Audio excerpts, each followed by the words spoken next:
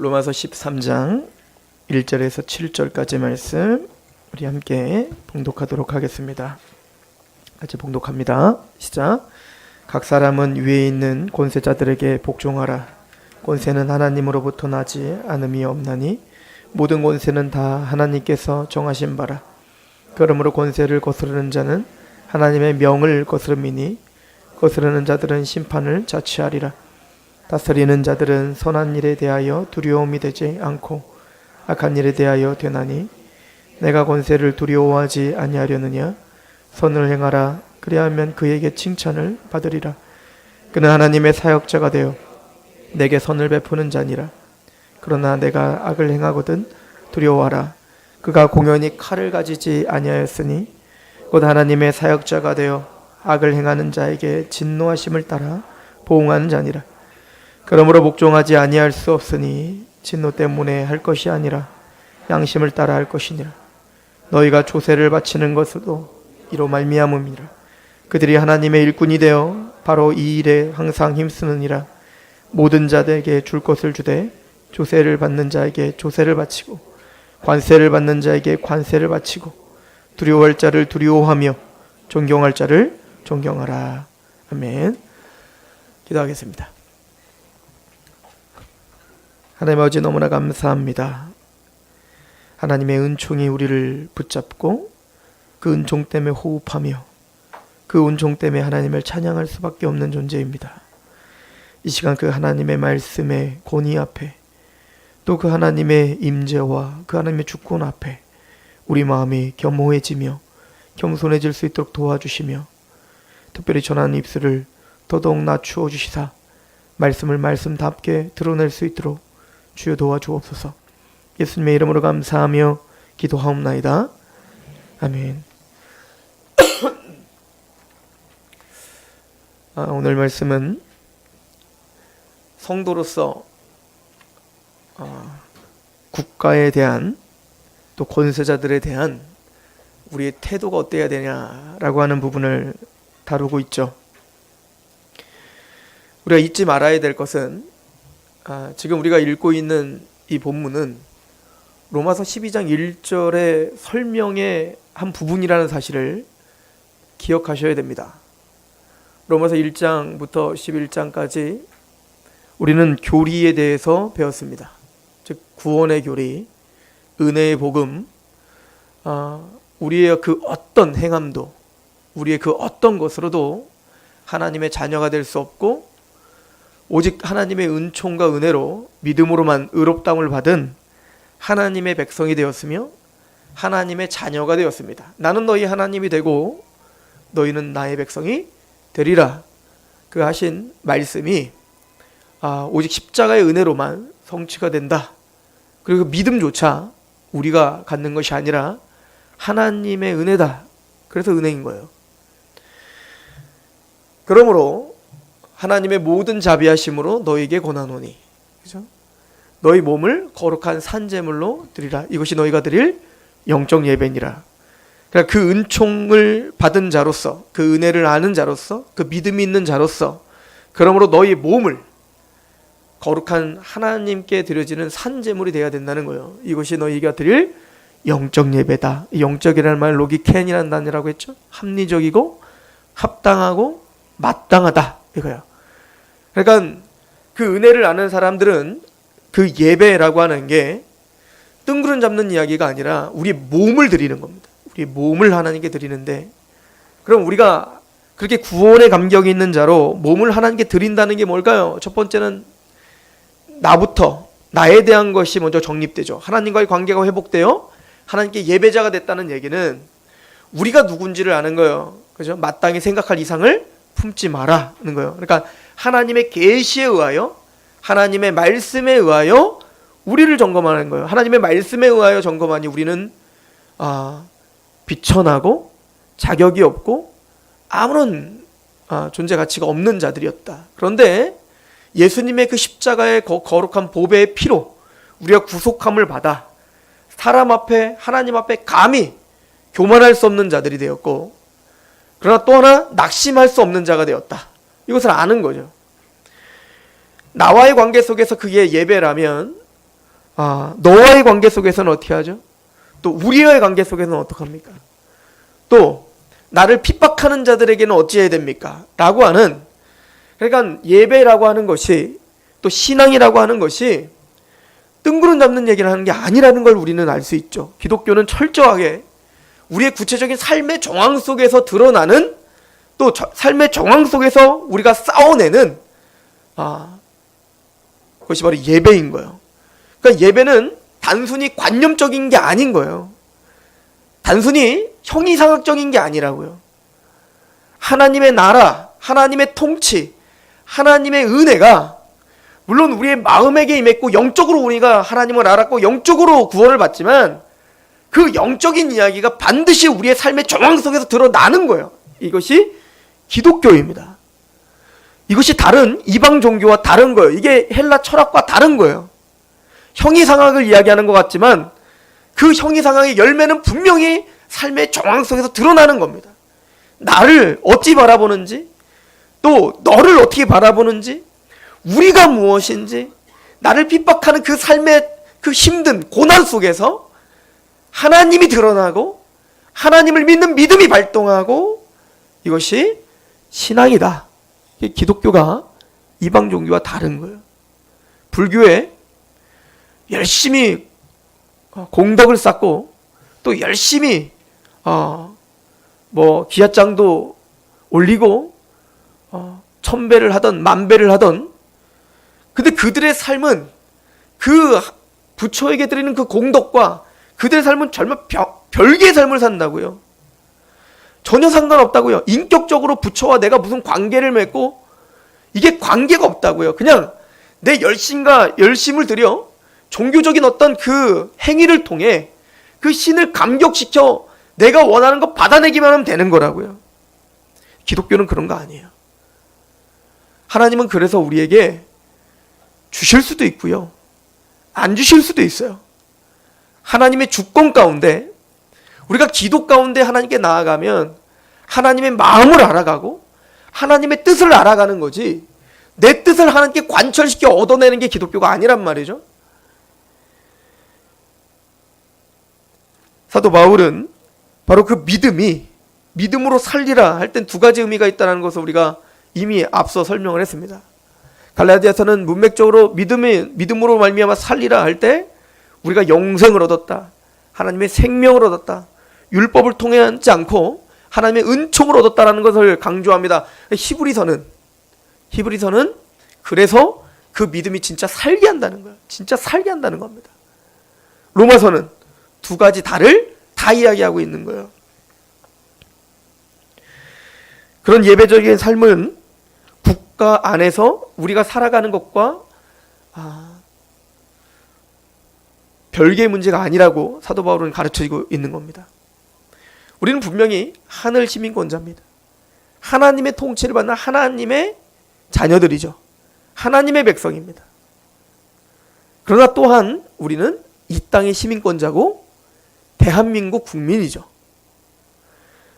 기독교 신앙은 이 두 가지 다에 대한 균형을 잡습니다. 제가 보니까 신학을 해보고 또 성경을 보니까 가장 문제는 극단으로 치우치는 거예요. 항상 그랬습니다. 기독교 역사 속에서도 교리적인 논쟁은 항상 이쪽 극단으로 치우치고 저쪽 극단으로 치우치는 거예요. 지금까지 우리가 율법과 은혜를 상고할 때 은혜라는 명목하에 은혜라고 하는 것으로 인하여 우리의 삶을 내팽개치고 그건 아무 관계도 없다라고 말했던 율법 폐기론을 우린 비판했습니다. 그러나 또한 율법에 너무 또 집착한 나머지 율법을 통하여 구원받는다라고 하는 율법론자나 율법주의나 신율법주의자들을 우리는 비판해야 됩니다. 우리는 이 두 가지가 균형이 잡혀야 돼요. 진짜 은혜로 구원받은 하나님의 백성들은 우리가 구원의 조건이 율법은 아니죠. 그러나 그렇게 구원을 받은 하나님의 백성들은 열매로서 율법을 드러냅니다. 이것이 성경이 가르쳐주는 바예요. 두 가지 다에 대한 균형이 있다고요. 국가에 대한 태도도 마찬가지예요. 종교개혁을 일으키고 루터와 칼빈이 종교개혁을 일으켰을 때 카톨릭은 이 국가와 하나님의 나라를 동일시했어요. 그래서 로마와 로마와 하나님 나라를 동일시했다고요. 그래서 그 로마도 누가 지배해야 된다고 생각했냐면 교황이 지배해야 된다고 생각했던 겁니다. 그래서 국가와 교회가 일치돼야 된다고 생각했어요. 그러다 보니까 이 보여지는 국가를 또 보여지는 이 교회를 하나님의 나라와 동일시 여겼다고요. 칼빈과 루터는 그거에 대한 저항을 했던 겁니다. 이 보여지는 국가가 하나님 나라가 아니에요. 하나님의 나라는 영적이며 하나님의 나라는 하나님의 통치가 임한 하나님의 백성들의 마음에 임하는 겁니다. 이걸 분명히 했던 겁니다. 그런데 그렇게 종교개혁을 루터와 칼빈이 힘있게 진행했을 때 한쪽에서는 또 극단적인 제세례파가 나타났습니다. 그 제세례파는 뭐냐면 그래서 하나님의 나라의 통치를 받는 우리이기 때문에 이 세상 권세는 무의미하며 이 국가는 없어져야 되며 마땅히 그러니까 국가 자체를 이제는 부인하는 게 된 거예요. 영적인 하나님의 통치, 영적인 하나님의 나라가 중요하기 때문에 이 보여지는 국가는 사탄적이다 라고 가르치고 있는 겁니다. 이거에 대해서 루터와 칼빈은 심각하게 비판을 했죠. 그러니까 거기도 균형이 필요한 겁니다. 우리는 국가가 하나님의 나라라고 하는 식으로 그 국가에 아부를 떨고 그 국가를 찬양하고 그 국가가 없으면 뭐 아무것도 안 되는 것처럼 하면 안 돼요. 그러나 또 한편으로는 이 국가를 무시하고 이 국가의 제도와 법과 이건 사탄적이다 라고 말하는 것도 죄죠. 오늘날도 그런 집단이 있어요. 여호와 증인이 그런 겁니다. 여호와 증인이 왜 병역을 거부하는지 아십니까? 양심? 도대체 그들의 양심은 뭡니까? 그들은 교리가 그들을 움직이고 있는 거예요. 그들은 이 육체적인 이 국가가 사탄적이라고 가르치고 있기 때문에 그들은 그 국가를 위해서 피를 흘리고 그 국가를 위해서 싸우고 전쟁을 하는 것 자체가 죄다라고 하고 있는 거예요. 그러면 기독교적인 가치관 속에서 국가는 뭐냐? 또 우리가 국가를 대하는 태도는 무엇인가? 오늘은 너무 적나라하게 우리에게 이야기를 하죠. 권세에 복종하라. 이 국가를 세우신 것은 하나님이시다 라고 이야기를 하죠. 하나님께서 아담이 타락한 이후에 이제는 인간의 그 타락이 얼마나 관영하며 또 인간의 타락이 얼마나 심각한지를 노아 홍수 사건을 통해서 드러내 주셨죠. 모두가 죽었잖아요. 모두가. 그죠? 노아와 그 가족 8명만 빼고 다 죽었다고요. 그만큼 하나님은 진노하셨고 죽기 합당하다. 그죠? 이것을 선포하신 거예요. 그리고는 그 인간들에게 하나님이 노아 방주 이후에 그 사건 이후에 하나님이 일반 은총을 주십니다. 그 일반 은총 속에서 주신 것이 바로 국가라고 하는 제도인 겁니다. 그러니까 국가라고 하는 제도는 사람이 자연스럽게 만든 게 아니라 물론 인간의 어떤 자연스럽게 만들어지는 과정이 있었겠죠. 그러나 그 모든 과정은 하나님이 주도하신 거고 하나님이 국가를 만들었다는 사실을 잊으시면 안 되는 거예요. 창세기 9장 5절부터 6절에 내가 반드시 너희의 피 곧 너희의 생명의 피를 찾으리니 짐승이면 그 짐승에게서 사람이나 사람의 형제이면 그에게서 그의 생명을 찾으리니 다른 사람의 피를 흘리면 그 사람의 피도 흘릴 것이니 이는 하나님이 자기의 형상대로 사람을 지으셨음이니라. 여기에 인권이 있죠. 여러분들 요즘에 인권이라고 하는 말을 많이 쓰는데 하나님이 없이는 인권을 제대로 설명할 수 없다는 사실을 여러분들 명심하셔야 되는 겁니다. 무의미한 존재로부터 진화가 되어 사람이 되었다라고 하는 그 세속 철학 속에서는 진화론적 가치관 속에서는 사실 인권이라는 말을 할 수가 없어요. 왜냐하면 근본적으로 원숭이와 우리는 똑같은 거예요. 저 동물과 우리는 똑같은 거라고요. 근데 거기에 무슨 인권이 있겠습니까? 사실은 민주주의와 이런 인권은 기독교가 시작했던 겁니다. 종교개혁을 일으켰을 때 민주주의가 꽃을 피우게 된 거고요. 그때 사람이 인권이라는 걸 말한 거예요. 왜 인권이 말하죠? 인간은 존엄하다. 인간은 다른 피조물과는 다르다 하는 게 인권이에요. 왜 우리가 다른 겁니까? 성경이 근본적으로 우리 인간은 하나님의 형상대로 지었기 때문에 인간의 피를 흘리는 것은 하나님의 피를 흘리는 것과 똑같다는 겁니다. 인간을 죽이는 건 하나님의 형상이기 때문에 하나님을 죽이는 것과 방불하다. 이게 인권의 시작인 거예요. 이게 노아 방주 이후에 하나님께서 피를 흘리고 사람을 죽이고 이런 것이 얼마나 큰 죄악상인가를 드러내주며, 그래서 하나님께서는 그것들을 제어하겠다라고 하는 거예요. 이걸 제도를 통해서 제어하는 거예요. 일반 은총 속에서 그래서 하나님은 국가라는 걸 만드신 것입니다. 그래서 사도 바울은 로마서에 공연히 그에게 칼을 주지 않았다라고 하는 건, 칼이 공권력을 말하는 거, 공권력. 처단하고 심판하고 재판하고 하는 그 권세가 누구에게 주어졌다는 거예요? 국가에게 주어졌다는 거예요. 국가에게. 그죠?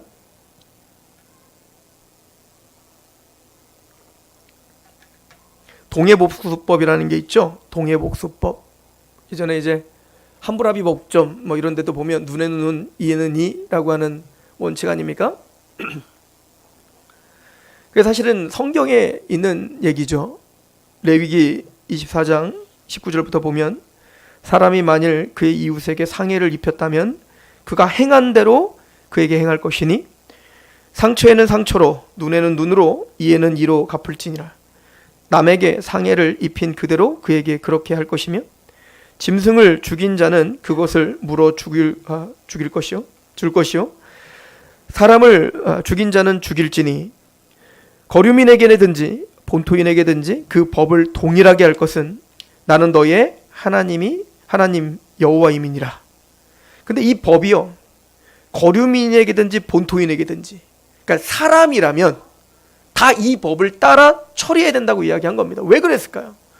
이게 야만적인 법이라고 이야기를 하죠. 눈을 뺀 자는 눈을 빼고, 그죠? 손 자르면 손 자르고, 100만 원 훔치면 100만 원 물어주고, 죽인 자는 죽이고. 왜 이런 법이? 이거는 인간의 완악함을 하나님께서 제어하시기 위함이에요. 생각해 보세요. 우리는 절대 인간의 그 악함이라는 건요, 내 자녀가 또 내가 눈이 빠지면, 누군가 내 눈을 빼면 절대 눈만 빼지 않습니다. 인간은 악합니다. 두 눈을 빼고도 이 분이 안 풀려요. 이게 우리 인간의 포악성이고 완악함이에요. 하나님은 그걸 제어하기 위한 거였습니다. 그 대표적인 사건이 일어났죠. 이 무정부주의가 얼마나 무서운 건지 한번 생각을 해보시란 말이에요. 족장시대 때 아직 그런 체계들이 잘 잡히지 않았을 때 야곱이 이제는 야복강가에서 이스라엘 칭함을 받고 이제 하나님께 원래 약속한 베델로 가야 되는데 베델로 가지 않고 세겜으로 갔다고. 누가부터 잘못한 겁니까? 야곱 자신이 잘못하기 시작한 거란 말이에요. 그리고 세겜 땅에 와서 그 딸 디나가 그 여자들과 그 주위에 있는 여자들과 놀기에 나갔다. 이건 단순히 놀러 나간 게 아니라요, 그게 축제가 있었을 거란 말입니다. 우상적인 축제. 그것을 보러 나간 겁니다. 그러니까 디나가 거기 간 거예요. 갔더니 그 세겜이라고 하는 그 땅의 추장이 세겜인데, 그 세겜이 그 딸을, 그 야곱의 딸 디나를 강간하는 사건이 벌어지죠. 그리고는 19세 전 우리 아기가 있었네.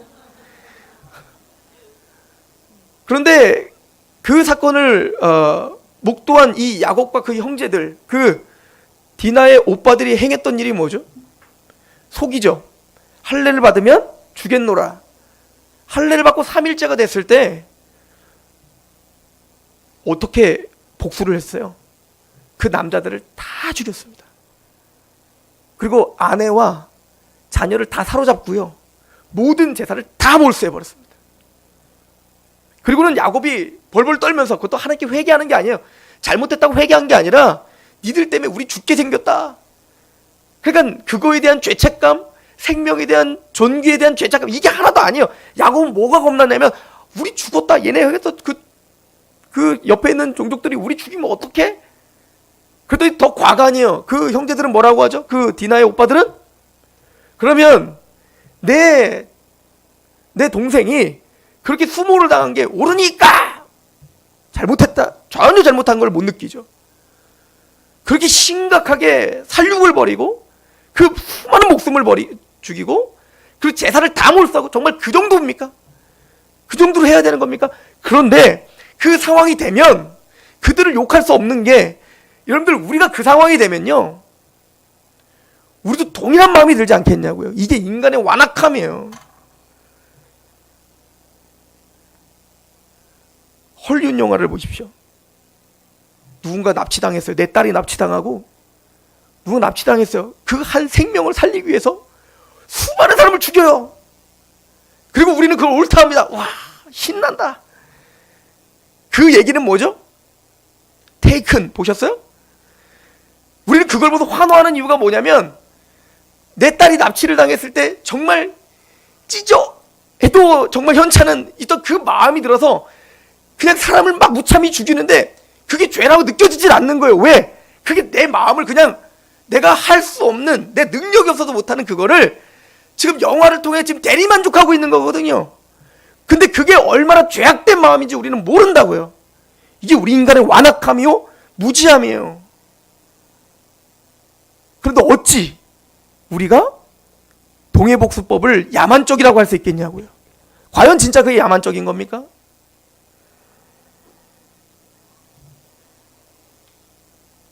하나님은 그런 무정부정인 그런 상태가 어떤 큰 살육과 또 얼마나 그 완악함이 증폭되어 마침내는 모든 인간들이 두렵고 떨림으로 살 수밖에 없는지를 잘 알기 때문에, 스스로 멸절할 수밖에 없는 걸 알기 때문에 하나님은 국가를 세우신 겁니다. 또 국가를 세워 그에게 공권력과 칼을 줘서 질서를 잡게 하고 평화를 유지하게 하고 거기에 살육과 살육이 마음껏 이루어지지 않도록 하나님께서 최소한의 은혜를 베푸신 겁니다. 그 은혜가 없다면 우린 이 자리에 없어요. 여러분들 지금도 국가가 없어져서 무정부 상태가 돼서 난민으로 떠들고 다니는 수많은 사람들이 있습니다. 어찌 그들이 예수를 믿을 수 있고, 어찌 그들이 평안하게 하나님을 찬양할 수 있고, 어찌 그들이 하나님의 복음을 그렇게 듣고 이렇게 마음껏 하나님께 예배할 수 있겠냐고요. 우리가 정부를 비판하기 전에 먼저 이런 정부를 주시고 국가를 주신 하나님께 찬양을 올려야 됩니다. 그리고 비판할 걸 비판하고 해야 될 필요가 있다는 거죠. 사도 바울은 분명히 여깁니다. 국가는, 이 정부는 하나님이 권세를 주시지 않으면 절대 이 권세가 유지될 수 없고, 하나님이 칼을 주시지 않았다면, 그래서 뭐라고요? 국가는 아니 뭐라고 하냐면 하나님의 사역자라고 이야기하잖아요. 하나님의 사역자, 하나님의 뜻을 이루는 도구다라고 이야기를 한다. 이 사실을 우리는 명심하셔야 됩니다.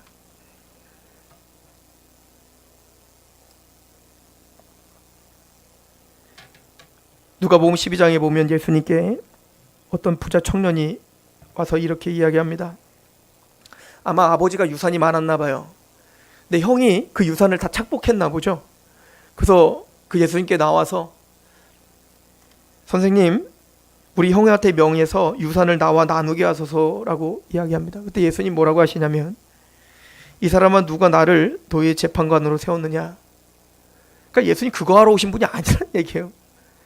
그러니까 이 세상에 어떤 내가 좀 더 공정한, 또 내가 좀 더 대우를 받고 이런 걸 처리해 주는 분이 예수님이 아니라는 거예요. 예수님은 영적인 하나님의 나라를 선포하러 왔고, 우리 죄 사하러 오셨고, 그 하나님의 나라를 선포하러 오셨다는 얘기를 하고 있죠. 그래서 빌라도가 묻습니다. 네가 왕이냐? 근데 예수님 뭐라고 하자? 내가 왕이다. 요한복음 19장 36절에 내 나라는 이 세상에 속한 것이 아니니라. 만일 내 나라가 이 세상에 속한 것이었다면 내 종들이 싸워 나로 유대인들에게 넘겨지지 않게 하였으리라. 이제 내 나라는 여기에 속한 것이 아니니라. 그러니까 우리는 분명히 해야 될 것은, 우리는 분명히 예수님이 고백한 것처럼, 예수님이 우리에게 선포한 것처럼 우리가 속한 진짜 궁극적인 나라는 하나님의 나라입니다. 하나님의 통치를 받고 하나님의 말씀 앞에 사는 우리는 하나님의 백성들입니다.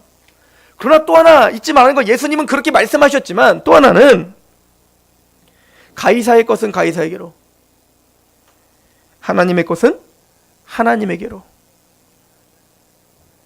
그 가이사의 것은 가이사에게요. 또한 예수님도 그러니까 세금을 내셨다는 얘기예요. 또한 성전세를 내라고 이제 하죠. 좀 밀리셨나 봐. 근데 예수님이 일부러 밀린 겁니다. 일부러 안 내고 있었던 거예요. 왜? 제자들에게 뭔가를 알려주기 위한 겁니다. 그때 예수님이 그렇게 말해서 성전세 내라고. 왜 성전세 안 내요 선생님은? 그랬더니 이제 예수님이 그러죠. 제자들한테, 야, 성전의 주인은 누구냐? 하나님이잖아요. 그 아들이 성전세를 내는 거 봤나? 안 내는 거잖아요. 근데 예수님이 마가복음 12장 이렇게 말하죠. 마태복음 17장에 보면 그들이 실족하지 않도록 내라 이렇게 얘기해요. 그리고 뭐라고 하냐면, 넌 가서 물고기 잡아. 그럼 물고기에 한 세겔 있을 거야. 그럼 얼마나 그냥 배려가 좋으신지, 반 세겔은 나, 반 세겔은 너, 이렇게 해서 네, 이렇게 된 거죠.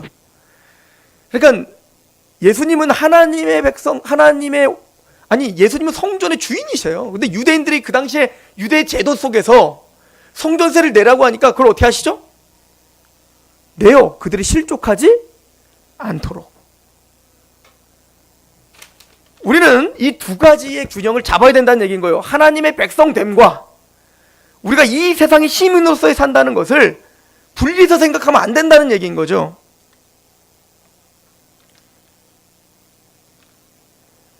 그리고 오늘 사도 바울은 이렇게 이야기를 합니다. 왜 그런가? 자, 13장 보세요. 2절에 그러므로 권세를 거스르는 자는 하나님의 명을 거스름이니 거스르는 자들은 심판을 자취하리라.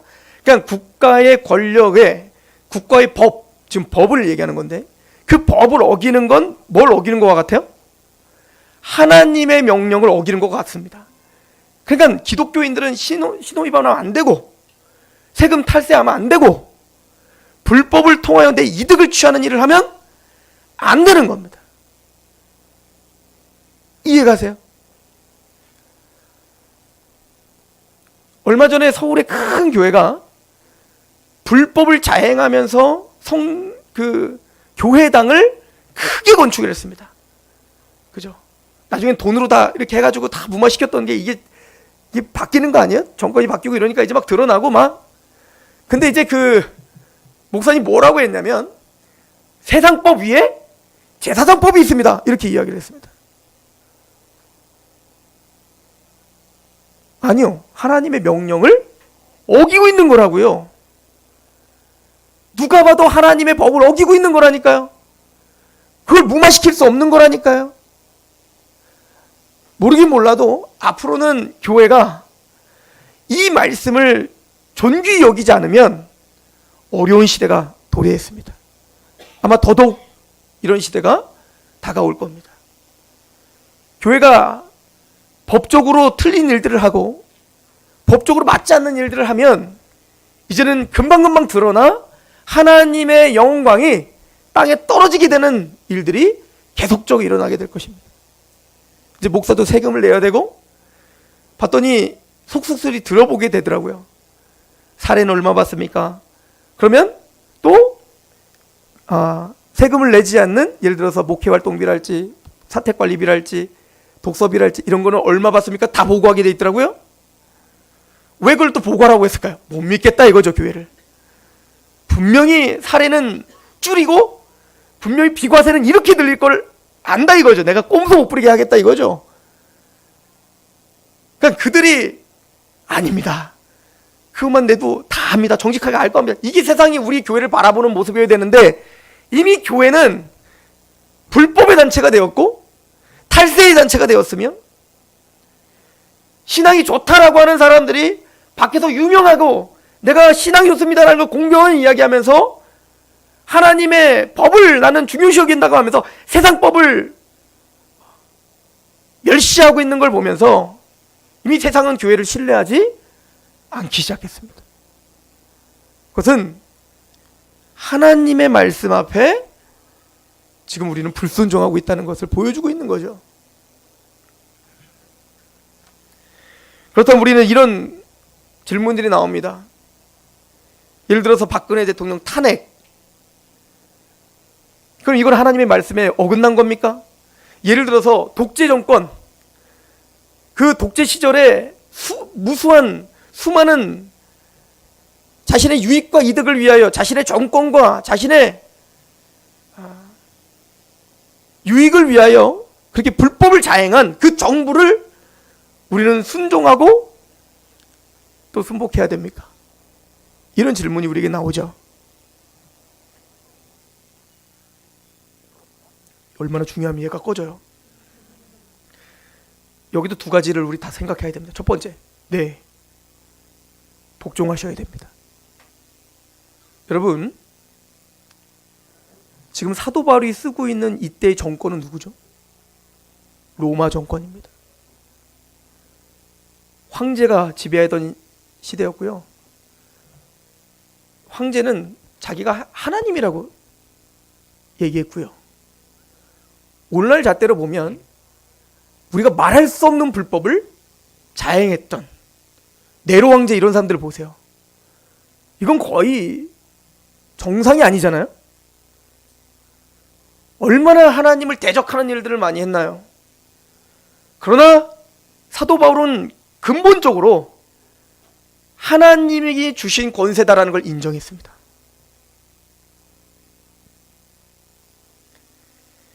여러분들 계시록 13장에 가면 용과 두 짐승이 나와요. 사탄인데요. 그 짐승의 등을 타는 음녀가 나오는데 그게 이제 로마를 비롯한 세상을 말하는 건데, 거기 보면 하나님께서 그 짐승에도 권세를 주시죠. 어느 정도 3년 6개월 1260일 뭐 이렇게 나오지 않습니까? 어느 한 순간 동안 하나님이 허락하지 않은 권세는 없는 겁니다. 자, 그러면 무조건적으로 복종해야 됩니까? 그건 아닙니다. 사실은 우리가 로마서 13장을 볼 때 지금 사도 바울은 모든 구체적인 사례들을 들먹이는 논문을 지금 제출하고 있는 게 아니에요. 큰 원리를 우리에게 설명해 줄 뿐입니다. 그러나 이 국가와 우리와의 관계 속에서 또 수많은 병행 구절들이 있습니다. 그 병행 구절을 다 취합해 보면 하나님의 백성들이, 하나님의 통치를 받는 하나님의 사람들이 국가에 복종해야 되는 거, 이거는 기본적으로 하나님의 백성이 추구해야 될 겁니다. 이건 단순히 국가에 대한 복종뿐만 아니라 그 당시에 종은 주인에게, 자녀는 부모에게, 이거는 단순히 유교가 아니에요. 우리가 부모에게 복종하는 건 유교 정신 때문이 아니라 하나님의 명령인 거예요. 이해가세요? 내 부모가 잘했건 못했건 하나님이 질서로 내 권위라고 세웠기 때문에, 그래서 우리는 부모를 존경합니다. 뭐 그건 나중에. 근데 예를 들어 사도행전에 보면 베드로 사도 같은 경우 제자들이 이제 공의에 잡힙니다. 그리고 복음을 전하지 말아라. 왜? 그거는 로마가 보기에는 불법이에요. 왜? 퀴리오스를 전하잖아요. 오직 유일한 퀴리오스는 누군데? 황제인데 반역죄인 거예요. 반역죄. 그때 베드로가 뭐라고 합니까? 사도행전 4장 19절부터 20절, 베드로와 요한이 대답하여 이르되 하나님 앞에서 너희의 말을 듣는 것이 하나님의 말씀을 듣는 것보다 옳은가 판단하라. 우리는 보고 들은 것을 말하지 아니할 수 없다. 그게 유대법에, 그게 로마법에 불법이라 한다 할지라도 하나님의 말씀이 그걸 옳다 한다면 나는 말하겠노라. 이렇게 말하죠. 사도행전 5장 29절, 베드로와 사도들이 대답하여 이르되 사람보다 하나님께 순종하는 것이 마땅하니라. 하나님의 법과 사람의 법이 충돌을 일으킬 때 우리는 하나님의 법을 따릅니다.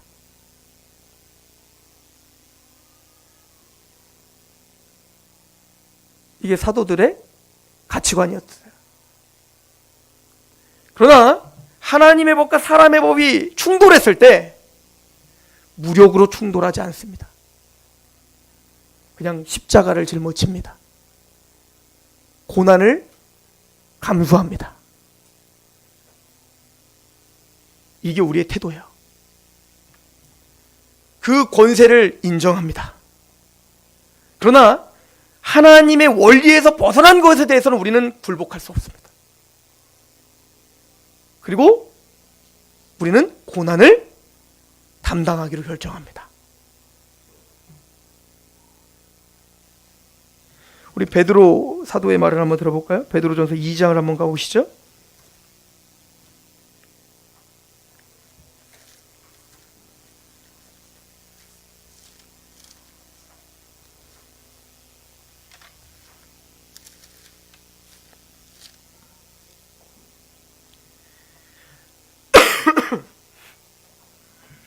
(2장 11절입니다) 사랑하는 자들아, 거류민과 나그네 같은 너희를 권하노니 영혼을 거슬러 싸우는 육체의 정욕을 제어하라. 너희가 이방인 중에서 행실을 선하게 가져 너희를 악행한다고 비방하는 자들로 하여금 너희의 선한 일을 보고 오시는 날에 하나님께 영광을 돌리게 하려 함이라. 이방인들, 믿지 않는 사람들에 대하여 그들은 선한 행실을 통하여 우리를 악행하여 비방하게 못하게 하라 라고 합니다. 초대교회 때는요, 기독교인들이 하지 않은 일을 했다라고 여러 가지 모함을 했습니다. 초대교회가 처음에 모여 성만찬을 하니까 이거는 내 뼈요, 아니 뼈래, 내 살이요, 나의 피다 라고 예수님의 말씀을 통해서 성만찬 하니까 인육을 먹는다. 또한 그 당시에는 남자와 여자가 같이 한자리에 있거나 이런 것이 쉽지가 않은 시대인데, 교회는 그 좁은 곳에 다 모여가지고 어떻게 해요? 남자와 여자가 한 마음이 되어 종과 또 주인과 남자와 여자와 나이 많은 사람과 어린 사람이 다 같이 모여 함께 떡을 떼며 같이 기도하며 그렇게 교제합니다. 그랬더니 어떻게 하죠? 음행을 자행한다. 질서를 파괴한다. 그렇게 그들의 사형 제목이었어요. 로마를 정복시키려고 한다. 그들은 그런 모함을 받을 때 사실은 그것을 변명할 힘도 없었고 변명할 통로도 없었습니다. 그들은 그러나 칼을 차고 그 무력으로 그것들을 저항하려고 하지 않았습니다. 그냥 그 모함을 받아냈습니다. 그리고 그들은 더욱더 거룩함을 지키려고 노력했습니다. 로마 법을, 자기가 할 수 있는 로마 법, 하나님의 법에서 어긋나지 않는 모든 법들은 최선을 다해서 지키려고 했습니다. 여러분들 그거 아세요? 로마가 무너졌죠? 기독교에 의해서. 그것은 칼로 다 무너진 게 아니죠. 그 로마 귀족들이 너무 웃긴 게요, 이 왕족들이요, 나중에 들어보니까 그 로마 귀족 유력한 자들의 아내들이 기독교인들이 그렇게 많은 거예요. 나중에 들어보니까 콘스탄틴이 뒤집었을 때는 콘스탄틴의 어머니조차 기독교인이 아니었습니까? 왜 그런 줄 아십니까? 겉으로는 국가 정부가 기독교를 핍박한 겁니다. 음행을 자행한다, 인육을 먹는다, 온갖 죄를 뒤집어 씌워서 말이죠. 근데 국가 권력자들은 알았어요. 그 당시에 기독교인 자매들이 정결하다는 걸. 그래서 결혼은 기독교인 자매들을 데리고 결혼을 한 거예요. 이해 가십니까? 칼과 창으로 싸우는 게 아닌 거예요. 그래서 베드로가 그 주님이 잡히실 때 칼을 빼들고 말고의 귀를 잘라버립니다. 그러니까 베드로는 자기의 충심을 지키겠다고 한 거죠. 내가 절대 이 사람들 떠나도 난 절대 주님을 떠나지 않습니다. 주님이 감옥 가면 나도 감옥 가고 내가 죽음을 각오하겠습니다. 정말 그랬던 겁니다, 베드로는. 그래서 자기의 방법으로 칼을 꺼내갖고 어떻게 합니까?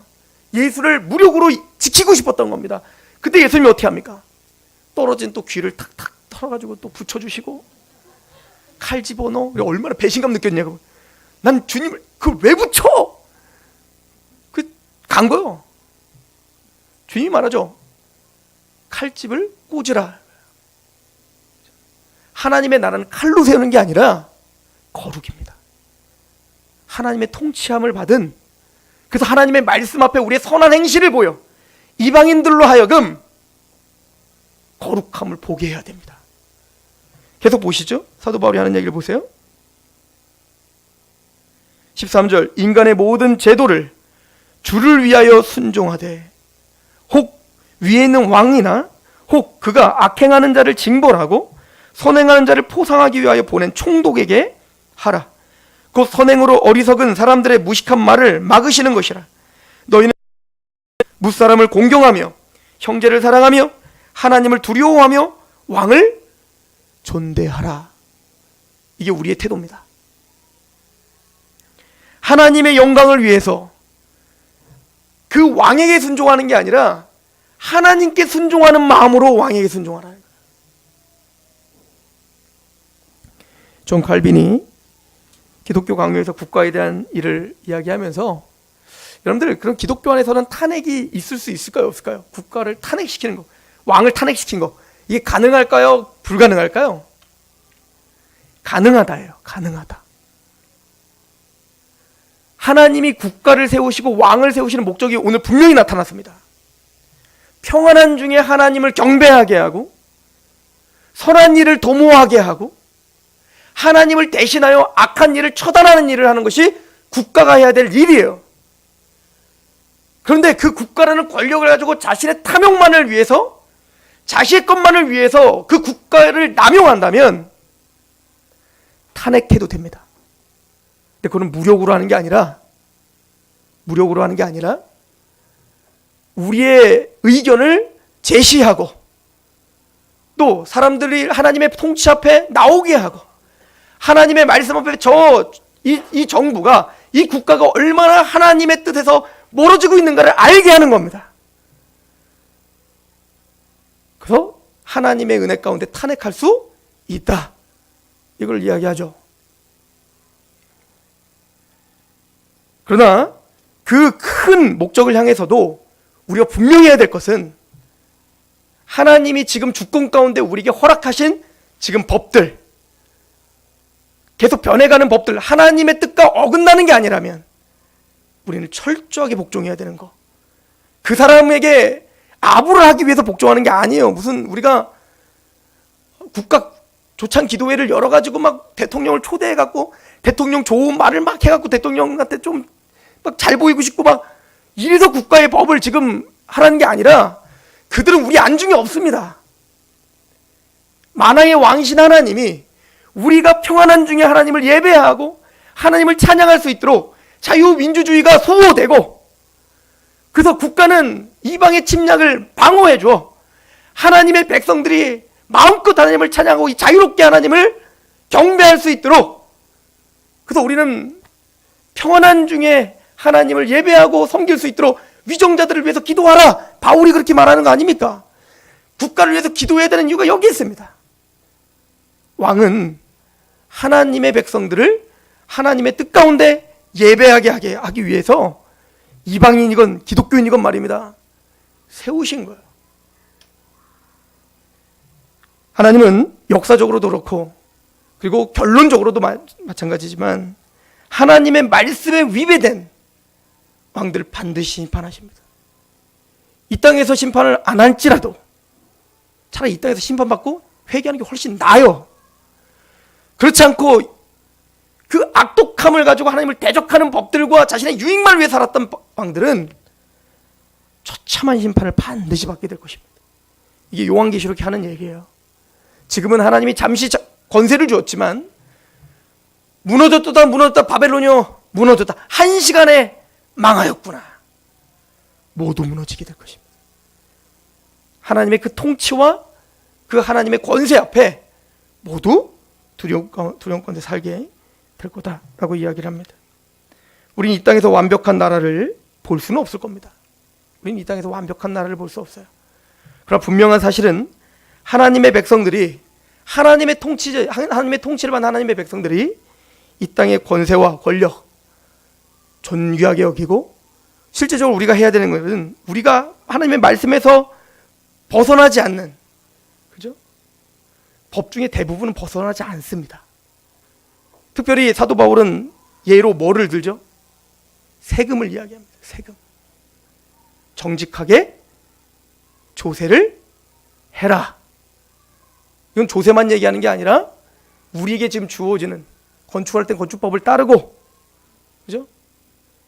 또 우리가 무언가를 추진할 때, 교회가 뭔가를 추진하고 또 개인적으로 뭔가를 추진할 때 하나님에게 복종하듯 나라법을 존귀히 여기고 나라를 위해서 기도하고, 우리는 이 땅의 시민권자지만 하나님의 시민권자로 기쁨으로, 그것이 우리가 하나님께 드려지는 산 제물이 되는 하나의 우리의 예배의 모습임을 기억하시며 그렇게 한 주간 사시기를 축원합니다.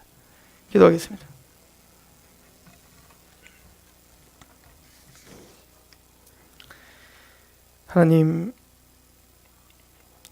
하나님과 우리, 하나님 나라와 세상의 나라, 구체적인 사례로 갈 때 우리는 여러 가지 고민이 되고 갈등이 되는 것들이 많은 것을 고백할 수밖에 없습니다. 하나님이 이 짧은 시간에 그것들을 다 다룰 수는 없었지만 사도 바울이 또 예수님께서 우리에게 가르쳐 주신 하나님의 말씀을 기억하게 하시옵소서. 우리가 국가를 존귀히 여기고 또 그 법을 존중히 여기는 것은 단순히 그 국가에게 잘 보이거나 내 유익을 위해서가 아니라 하나님의 영광을 위해서 하나님께 순종하듯 그렇게 법 앞에 서 있을 수 있도록 주여 도와 주옵소서. 예배라고 하는 것이, 신앙이라고 하는 것이, 또 우리의 영성이라고 하는 것이 현실에 뿌리 박은 것들이 되게 하시옵소서. 우리의 모든 현실의 정황 속에서, 삶의 구체적인 삶의 정황 속에서 예배자로서 사는 그런 몸부림이 우리에게 있게 하시옵소서. 예수님의 이름으로 감사하며 기도합니다. 아멘. 찬송하겠습니다.